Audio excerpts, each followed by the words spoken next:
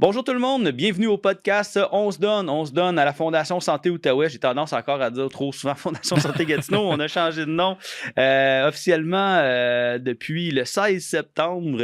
On est maintenant à la Fondation Santé Outaouais. Un nom qui reflète bien notre mission, qui est vraiment d'aider l'ensemble du territoire de l'Outaouais. Et sans plus tarder, je suis vraiment heureux d'accueillir mon prochain invité au podcast. Salut Olivier. Salut, comment ça va? Ça va super bien, Olivier Beauregard qui est avec nous aujourd'hui. Comme c'est la tradition au podcast, je laisse mes invités un peu se présenter pour qu'on arrive à découvrir, là, c'est assez facile avec le crest sur ton avec cœur. Le logo, ouais. Avec le logo sur ton cœur. Mais qui est Olivier Beauregard? Que fais-tu dans la vie, Olivier? Je suis directeur des communications marketing chez les Olympiques de Gatineau. C'est ma 4e année avec les Olympiques. Fait que, ouais, c'est pas mal mes fonctions de tous les jours. Quand tu travailles dans ce domaine-là, tu sais, c'est vraiment beaucoup du 7 sur 7, du pratiquement 24 sur 24, parce qu'à tout moment, il peut avoir quelque chose à faire. Donc, c'est mes fonctions depuis 4 ans. Je suis heureux, je suis chanceux de faire ça. Je suis conscient aussi que je suis chanceux d'occuper ce rôle-là chez nous, parce que je suis un gars de l'Outaouais. Je suis un gars qui est allé s'expatrier un peu à Montréal pendant quelques années, soit pour... je travaillais dans les médias auparavant, là, fait que soit pour la radio, mais aussi, j'avais travaillé aussi avec le Canadien. Ah oui, je savais pas. Okay, avec le Canadien de Montréal. Donc, quand j'ai eu la chance de revenir à la maison, ma blonde est d'ici, on voulait établir notre famille ici. C'était comme le fit parfait quand les Olympiques m'ont demandé si j'étais intéressé à revenir dans la région. Fait que honnêtement, vraiment content d'être là. J'imagine qu'un fan de hockey aussi, puis d'organisation déjà, t'as toujours été un maniaque de cette industrie-là? Oui, en fait, je suis un maniaque des sports en général. Okay. Là. J'en ai toujours pratiqué, j'en pratique encore, mais là, je vieillis, les bobos apparaissent de plus en plus. Je te comprends tellement. Oui, c'est ça. Mais non, honnêtement, j'ai toujours été un maniaque de sport. J'ai toujours été un maniaque de... tu sais, l'esprit d'équipe, là, l'esprit de forme, l'esprit de corps qu'on a quand on fait partie d'une organisation. L'espèce de camaraderie qui existe aussi. Exact. Je trouve ça tellement profitable pour plein de raisons, à tous les niveaux, en fait. Donc, j'ai toujours été un passionné de ça. Puis quand j'ai eu la chance de faire mon cours en radio, parce que j'avais pas le talent pour faire du sport, hein, quand j'ai eu la chance de faire un cours en radio, je me suis dit, je vais me brancher vers plus une branche sportive. J'aimerais ça faire de l'actualité sportive, couvrir le sport. Puis c'est un peu là-dedans que je me suis dirigé. Avec Cogeco, j'ai été chanceux. J'ai été au sport pendant 10 ans. Couvrir les Sénateurs, le Rouge et Noir d'Ottawa. J'ai couvert des événements comme la Coupe Grey, la finale de la Coupe Stanley. Le Red Bull Crash Ice qu'il y avait eu à Ottawa. Oui, je sais. Donc, j'ai couvert pas mal d'événements sportifs comme ça, puis ça a toujours été une passion. Puis à un moment donné, le Canadien de Montréal, il y a eu une opportunité qui m'est arrivée. Je suis parti. Je suis allé vivre ça. C'était une belle expérience, honnêtement. Mais là, de le faire chez les juniors, d'être dans l'entourage de des jeunes hommes qui deviennent des adultes, qui vont devenir aussi des citoyens, là, tu sais. Mm-hmm. C'est le fun d'avoir un impact, même si c'est pas le plus gros impact, c'est le fun d'avoir un impact dans leur vie.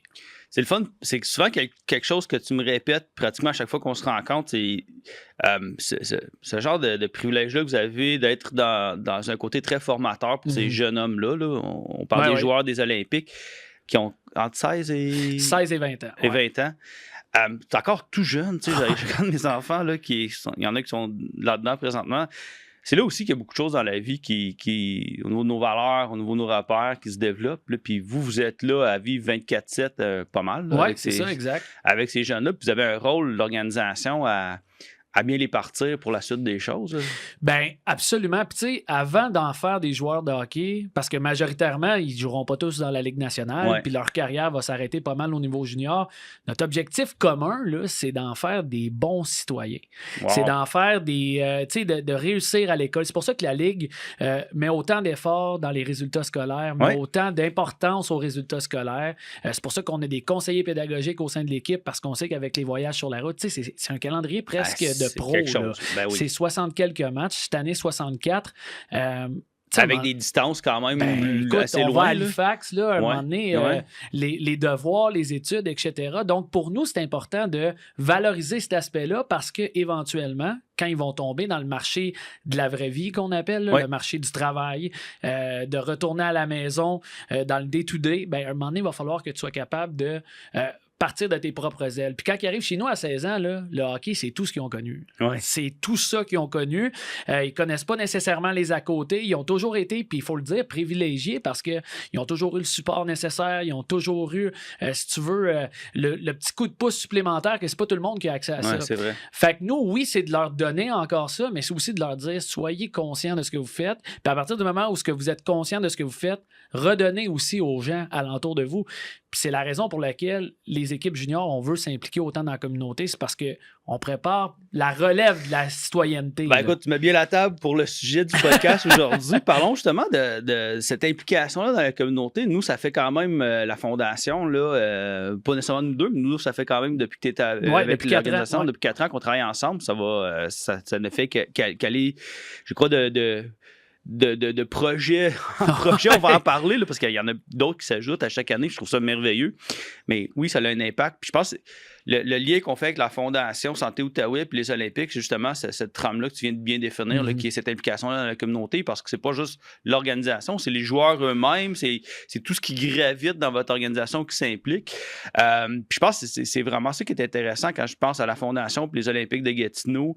Il y a une histoire qui est là depuis plusieurs années. Je me souviens quand j'ai commencé, il y a 9 ans passés, en 2015, déjà on avait le match en rose, qui était le match pour le cancer, qui a changé de couleur. Ben ouais, c'est ça, exact. On s'est fait dire que le match en rose, c'était plus cancer du sein, fait que la Ligue a décidé d'opter pour le match en mauve, qui allait relier un peu toutes les formes de cancer. Exactement. Donc ça c'est une des façons. On peut peut-être parler tout de suite de ce match-là qui va avoir lieu le 14 novembre qui s'en vient. Donc ça, c'est vraiment un match où vous sensibilisez le public à la lutte contre le cancer. Absolument, absolument. Puis c'est sensibiliser les gens aussi, parce qu'on est choyé dans la région avec la Fondation, avec le Centre d'oncologie également. Oui. On a des ressources, mais c'est pas tout le monde qui sont au courant de ça. C'est vrai. Moi, tu sais, j'ai des gens dans ma famille qui ont été atteints. Il y en a que ça s'est bien passé, qui ont une rémission, qui vont super bien. Il y en a d'autres, malheureusement, qui en sont décédés. Puis c'est drôle, à chaque fois que je parle avec vous, je me dis « Ah, ça existe. Ça, la Fondation offre ce soutien-là, tel soutien, peu importe. » Fait que je trouve que c'est important de faire rayonner ça. Donc, un match du cancer, évidemment qu'on veut souligner, puis qu'on veut... peut-être rendre hommage aussi aux gens qui en sont atteints, puis de leur dire, savez-vous quoi, on est derrière vous. On le vit pas, nous, là, on est chanceux, on est choyés, mais on est derrière vous. Puis on va faire quelque chose à l'image d'un peu le combat, parce qu'on parle toujours d'un combat avec le cancer. Absolument. Mais c'est un peu ça. On est avec vous, derrière vous, on est un peu votre armée, puis c'est ça qu'on veut faire, mais c'est aussi de faire exposer les ressources. Puis tu sais, souvent la Ligue nous dit, vous pouvez vous associer directement avec la Société canadienne du cancer.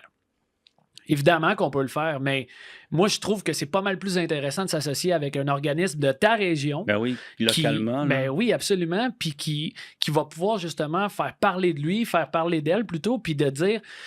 Écoute, nous, on offre ça, là. On a ça dans notre cours. On est choyés d'avoir ça. Voici les ressources. Puis on a besoin de vous autres pour continuer à vous en offrir plus. Ben c'est un peu ça, le match. Tu sais, ça touche pas nécessairement... Pour les Olympiques, c'est un match de hockey. Ouais. Mais pour l'organisation, c'est une façon aussi de dire, ben regardez, nous, on est derrière vous, puis on va s'impliquer là-dedans. Moi, je trouve ça incroyable ce que vous faites, comme aussi hors glace, là. On s'en parlait récemment. C'est le fun d'aller voir un match des Olympiques. Il y a tellement de choses que vous mettez beaucoup d'efforts. Je sais que tu es en arrière de tout ça. Je suis pas tout seul, par exemple. Tu es une excellente équipe. Mais justement, je regarde pour le match au niveau du cancer, je veux dire, juste ce que vous diffusez sur les écrans, ce qui est produit, les collectes de fonds que vous mettez à disposition, l'information qui est partagée. Je trouve que c'est ça qui est le fun aussi. On vit ensemble un moment intéressant. Puis je connais beaucoup de gens qui vont voir ce match-là, justement, parce que soit ils combattent ou ils ont combattu un cancer. Puis ça donne l'espoir. Là. C'est le fun d'avoir une machine comme les Olympiques qui dit, garde, ensemble, là, on est capable d'en parler, de démontrer l'impact que ça a, puis de le faire localement. On s'entend, les gens qui vont voir, qui vont soutenir les partisans, c'est des gens, veut pas, qui sont des fois touchés par cette triste maladie qui touche beaucoup trop de gens. Là. Une personne sur 2 est affectée avec le cancer. C'est incroyable. Absolument. Comme chiffre, Donc, c'est ça. Puis qu'est-ce qui nous attend un peu pour le 14 novembre? Tu es capable de donner un petit peu des mais là, informations? évidemment, c'est le match en mauve. Fait on va avoir un uniforme spécial pour le match. On est en train justement de... On a discuté ensemble, puis on est en train un peu de bâtir... ce qu'on va faire comme soirée, comme Oui. événement. Évidemment qu'on va mettre en avant-plan une personne. Puis là, je sais pas si je peux déjà la nommer. Là. Oui. Écoute, son nom m'échappe, c'est pour ça que je dis ça, mais c'est la dame. C'est Suzanne? Exactement. Oui. Donc, on va le mettre de l'avant-plan parce que je pense aussi que cette année, c'est un peu l'ambassadrice. Hein, c'est Exactement, ça? oui. Donc, Suzanne qui va être mise à l'avant-plan. On l'avait fait avec Olivier Duhem. Oui. Olivier Duhem, c'est un ami de l'université. C'est vrai. Puis je me rappelle, la première fois que j'avais entendu parler de ça, justement, ça m'avait tellement frappé parce que Olivier a mon âge, là. Je veux dire, on est allé à l'école ensemble. On dirait que la prise de conscience s'est faite à ce moment-là encore plus de mon côté, dans le sens où mon grand-père en est décédé du cancer. J'ai une tante qui l'a eu également, le cancer du sein. Mais de voir un gars de mon âge qui a un enfant comme moi, là, un jeune enfant, qui est atteint de ça, puis qui se bat là-dessus, à un moment donné, ça a été comme la claque dans le visage que j'avais besoin pour comprendre. Pas que je savais que c'était un fléau, mais de savoir à quel point Absolument. ça peut s'attaquer à n'importe qui, n'importe quand. Donc, tout ça pour dire que l'enrobage de ce match-là cette année, je suis vraiment content qu'on ait la personne qui va être un peu l'ambassadrice de la Fondation cette année, puis de justement pouvoir promouvoir la campagne qui s'en vient. Moi, l'été passé, je me suis inscrit au cyclotour. Ah oui? Puis je trouve ça incroyable. C'est de mettre l'avant-plan là-dessus, mais c'est aussi de pouvoir dire ce match-là, il y a plein d'autres alternatives que vous pouvez faire pour soutenir la Fondation. Ben pour nous, c'est, je cherche le mot en français, c'est un excellent exposure. Là, parce que on a des milliers de personnes qui sont là, qui entendent parler. On parle d'Outaouais contre le cancer avec le volet autant marche que vélo, là, qui est de retour encore cette année.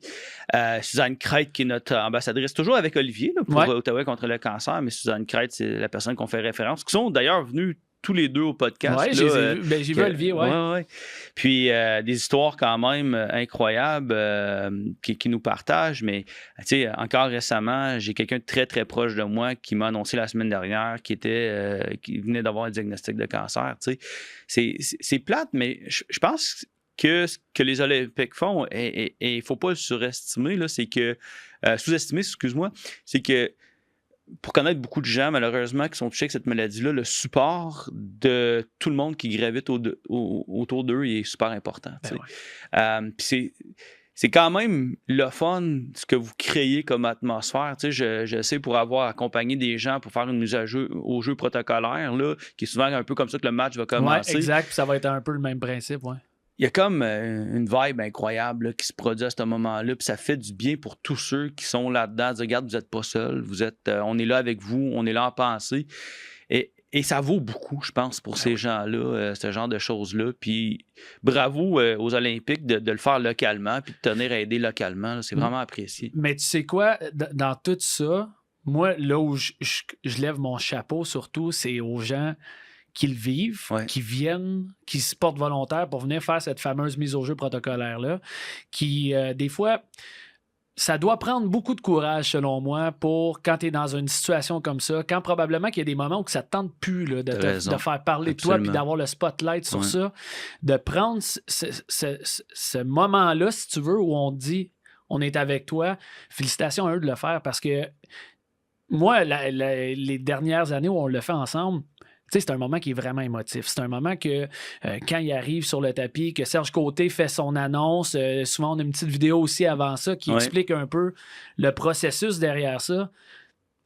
On est 3, 4, 5 000 personnes dans l'aréna qui à toutes les secondes, là, on le vit tout en même temps ce qui se passe. C'est un beau moment. Ouais, mais c'est ça. Puis là, on se dit...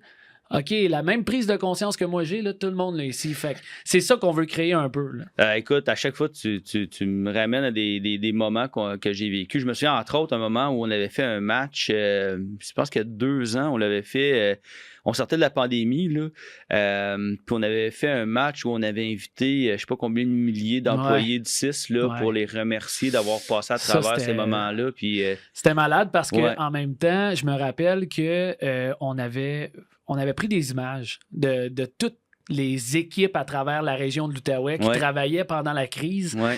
Puis je me rappelle, moi, mes derniers mandats en radio, c'était justement de François Legault. Tous ces points de presse à 13h, je m'en souviens, là, du lundi au vendredi, ces points de presse. Les fameux points de presse, La situation est grave, tu sais, à tous les jours.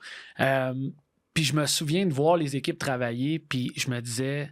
hey, on va-tu s'en sortir? C'est quoi qu'on vit là? Puis comment ça se fait que moi, dans mon salon, je suis fâché, je suis enragé par la situation, je me pose des questions. Puis d'un autre côté, il y a des équipes qui se battent jour et nuit pour justement passer au travers de ça. Alors, quand on a pris la récolte des photos puis que l'équipe, ensemble, on a commencé à faire le montage, je me souviens là, de me dire, Simonac, ça rentre dedans. Tu sais. Ah non, je me souviens... quand vous avez diffusé cette vidéo-là, je me souviens où j'étais, parce qu'on avait la mise à jeu. J'accompagnais les gens qui faisaient la mise au jeu protocolaire. Et il s'est produit quelque chose, puis avec toute cette vibe-là qui était là, il y a eu un standing ovation. Là. Les gens se sont levés debout en reconnaissance. C'était un moment incroyable. Puis je pense que c'est ça qui est le fun aussi de l'organisation des Olympiques. C'est comme, on est chez nous, on est capable de créer des moments où, comme région, on est capable de dire un gros merci. Puis il n'y a pas grands endroits qu'on peut créer quelque chose d'aussi incroyable. Puis je te le disais encore récemment, j'étais allé aux Olympiques en fin de semaine voir le match. Puis peu importe le résultat, lui, là. Ça, on parlera d'autres. C'est le fun. Mes parents sont venus avec ma belle-mère, sont un peu plus âgés. Puis ils ont trippé sur l'atmosphère qui est là, sur la beauté. Puis. Ben bravo, encore, je le dirai jamais assez souvent. Je pense que c'est un joyau d'avoir ça chez nous, une belle équipe comme ça.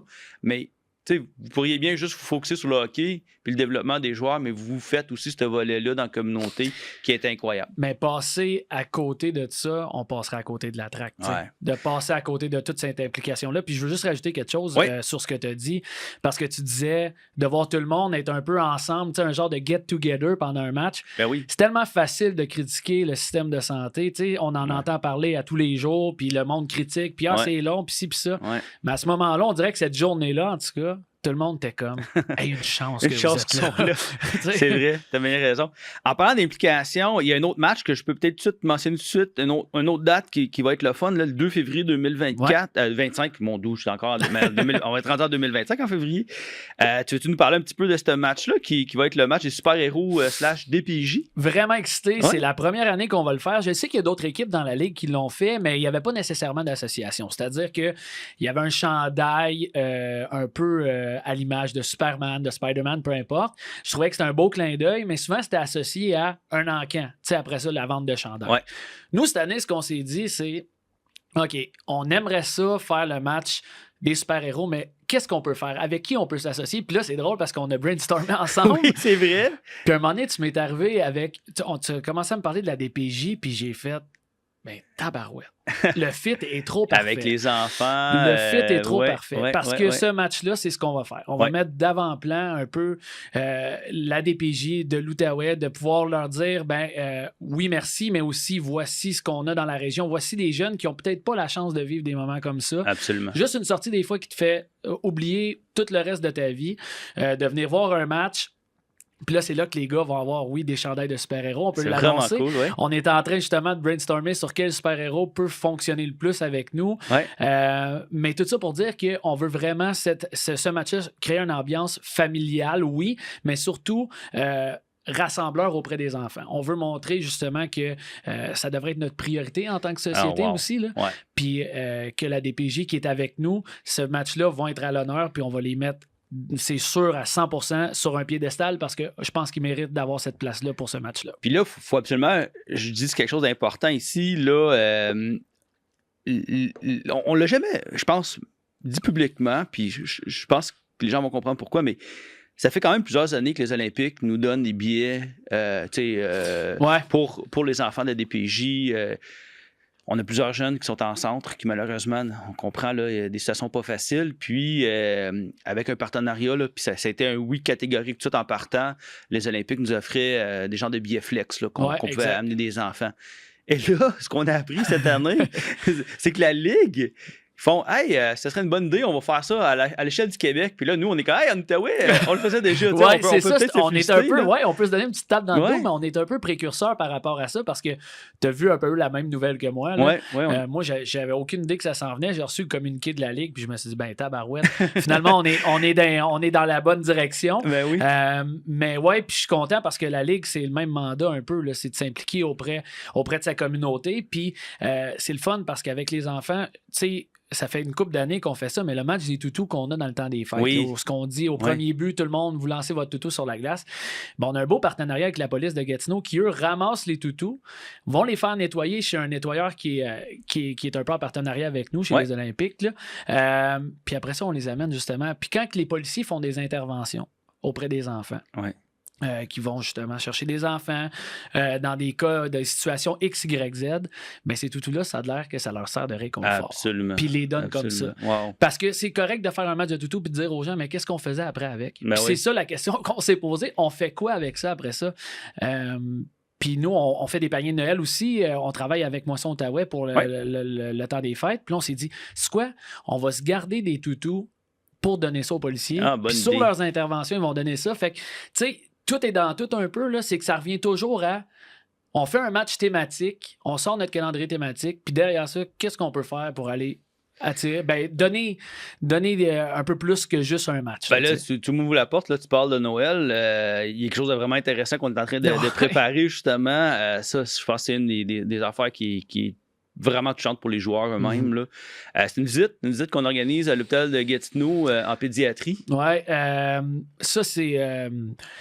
Moi, j'ai assisté en tant que représentant d'une équipe avec le Canadien, justement, à Sainte-Justine. Oui, ils font ça chaque année. Ça m'avait bouleversé à 100 000 à l'heure. Mais des fois, là, les petits bobos de joueurs que j'ai pas de temps de glace, ça, j'ai pas ci, j'ai pas ça. Moi, j'aime ça, leur faire remettre la réalité en plein visage.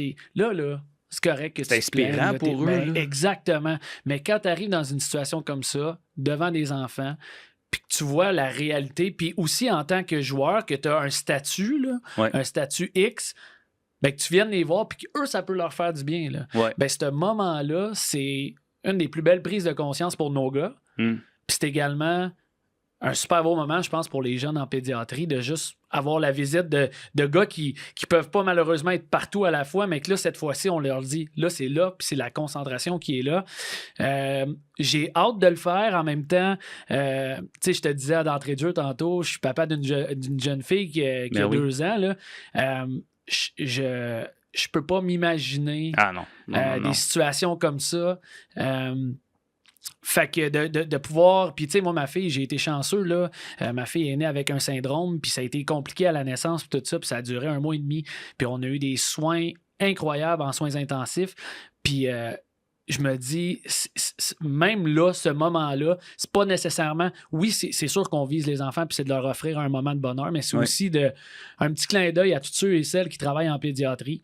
C'est pas ton enfant, là, mais c'est toi qui es là jour après jour à essayer de travailler, essayer de faire en sorte que leur vie s'améliore. Puis des fois, les diagnostics ou les pronostics sont pas bons, mais tu es là jour après jour. Le sourire, ces personnes-là aussi sont hyper importantes là-dedans. Fait que si les Olympiques, on peut aller faire un tour là, donner un peu de joie, un petit sourire à tout le monde, regarde, on va le faire, puis on va le faire avec plaisir. Puis on est vraiment content que vous nous ayez approché avec ça, puis que vous nous avez dit, savez-vous quoi, ça nous intéresse, puis on va aller de l'avant. C'est quelque chose que je suis content aussi qui est de retour, parce que bon, avec la pandémie, on en parle un peu tantôt, il y a bien des affaires qu'on a dû reporter dans le temps, puis c'est quelque chose c'était extrêmement apprécié, puis tu mets le doigt dessus, là, autant par le personnel aussi que par les jeunes là, qu'on va voir.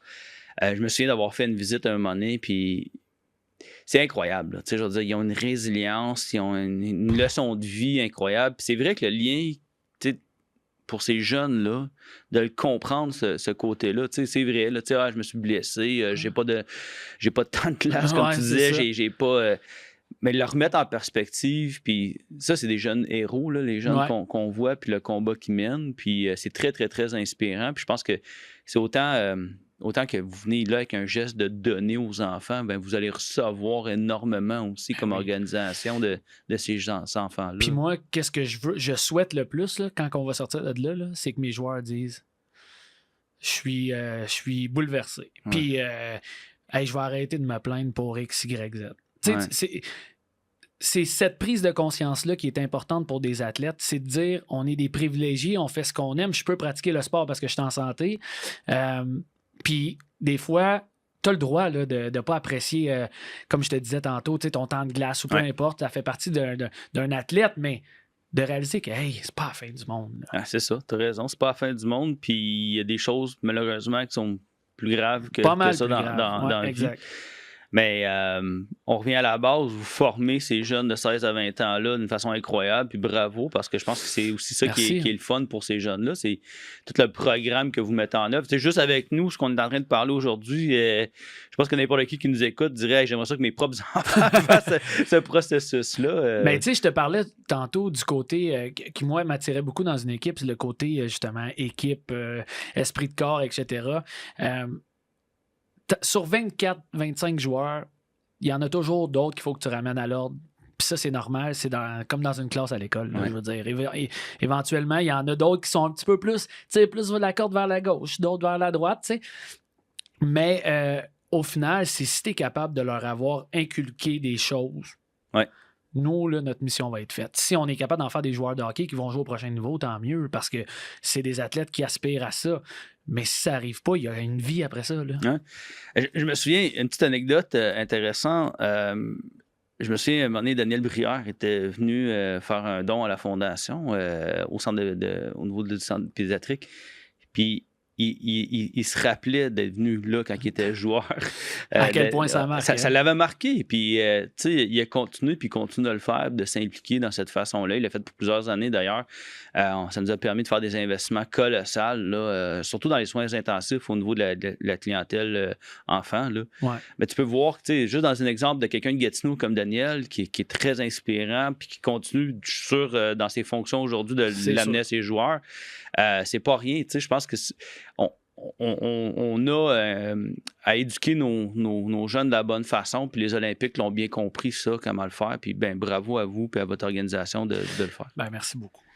Dernier petit sujet, je sais qu'on parle beaucoup des joueurs, puis c'est inspirant aussi, ces joueurs-là. Souvent, il y a des histoires inspirantes que ça touche la famille des joueurs. Y a-t-il des exemples que tu peux nous partager, que tu sais, à titre d'exemple, que ça l'a vraiment aider à ces joueurs-là la proximité de s'impliquer dans la communauté, dans leur cheminement? Ben, il y a plusieurs exemples que je pourrais te donner, mais la première que j'ai en tête, c'est Michael Martel.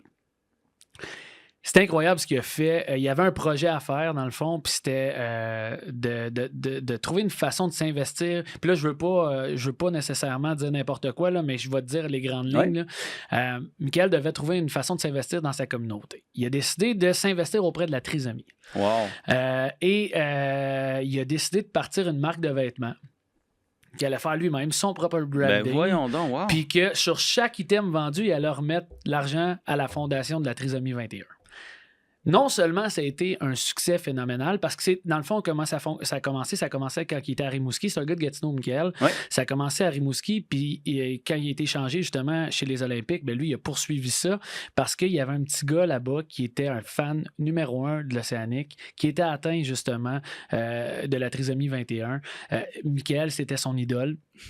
Fait que Mick, c'est de même qui a décidé qu'il allait s'impliquer en connaissant ce petit gars-là, en connaissant pas nécessairement c'est quoi le syndrome, si tu veux. Il a décidé que, ben, c'est quoi, on va le faire justement connaître un peu plus, puis si je peux le faire avec ma marque, ben, au moment où on se parle, ça fait 4 ans, je crois, que c'est parti, la Fondation Michael. Ils ont donné plus que 50 000 $ à la trisomie 21.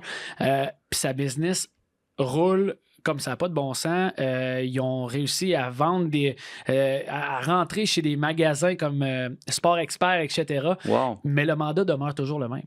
Oui, et là, ils ont des commandes à pu finir, mais ça reste toujours, on va donner tout le temps un don par rapport, puis le don est déjà préétabli. Là, toutes les informations sont sur le site upandown.ca, si je ne me trompe pas. Okay. Mais c'est vraiment incroyable. Ça, là, c'est un des plus bels exemples que je peux te donner.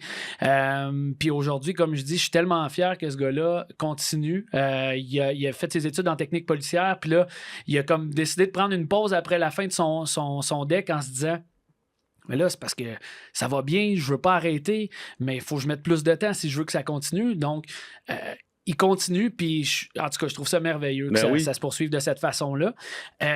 Puis sinon, ben, tu sais, il y a toujours les prises de conscience de certains joueurs, mais c'est des petits moments. Il y a un marché de Noël qui est dans le coin de Gatineau. Là, je ne me rappelle pas le secteur exactement, mais peu importe. C'est un marché de Noël où on vit surtout une communauté qui ont besoin de paniers de Noël, etc. Okay. Des gens qui ont moins de moyens, qui ont plus de besoins. Puis, il y a une année, on est allé avec des joueurs. Ils nous avaient demandé est-ce que vous seriez intéressé à venir faire une présence. Fait que j'ai dit au gars, on va aller emmener des hockey. On va emmener plusieurs hockey. On va jouer avec les jeunes dehors. On va s'amuser. Oh, wow. Puis là, les gars, ils disent OK, parfait. On arrive là-bas. Je pense qu'on a joué littéralement 1 minute. Après ça, c'était juste des discussions. Les jeunes faisaient juste parler aux joueurs. Moi, j'ai ça. Hey, j'ai jamais eu de hockey. Puis, c'est la première fois. Puis ci, puis ça. Puis ça a fini. Puis ça, je vais toujours m'en souvenir. Les joueurs, à la fin, ont donné leur hockey, ont signé des hockey et ont donné leur hockey aux jeunes parce que les jeunes étaient juste contents de pouvoir faire quelque chose d'autre que de rester à la maison. Fait que ça, c'est des événements comme ça, des petits moments comme ça qui, moi, là, je me dis, OK, là, on sait pourquoi qu'on fait ça. On le fait pour ça. Ben, tu sais, je vais peut-être être un reflet, je pense, de la communauté dans mon commentaire que je vais faire, là, mais moi, en tout cas, personnellement, c'est ce qui me fait apprécier d'écouter, puis d'aller voir les matchs, puis d'être un fan, parce que ça fait apprécier encore plus ce qu'on a devant nous. Tu sais, des jeunes qui s'impliquent et qui sont impliqués dans leur communauté de cette façon-là. Tu sais, l'histoire que tu nous racontes, je suis sûr qu'il y en a plusieurs comme ça, là, Olivier, que tu nous rapportes. Puis, ben, tu sais, comme fan de hockey, là, c'est un peu ce qu'on recherche aussi, de s'accrocher. Déjà que le jeu est incroyable, puis le sport il est beau. Là, quand on est fan de hockey, on est fan de hockey. On aime ça. On aime ça. Puis qu'ils ont le talent. Mais je trouve que ça nous amène une coche au-dessus de voir cette implication-là, comment ils sont responsables, comment ils s'impliquent, comment ils prennent le temps, justement, dans des simples moments de la vie comme ça, que de dire, tu sais, c'est pas juste le sport, c'est les relations avec les gens.